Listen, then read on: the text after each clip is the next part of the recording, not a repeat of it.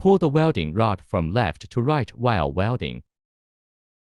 Rod close to the corner. This can control the iron liquid. Control depth of fusion.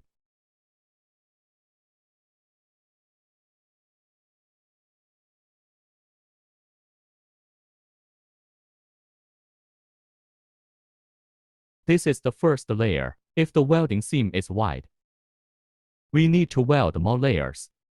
Angle reference.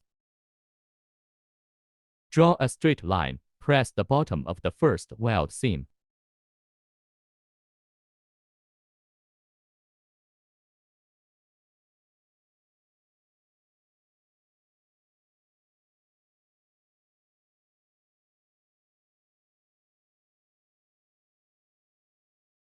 The last layer. Press on the highest point of the first layer. Still pulling a straight line.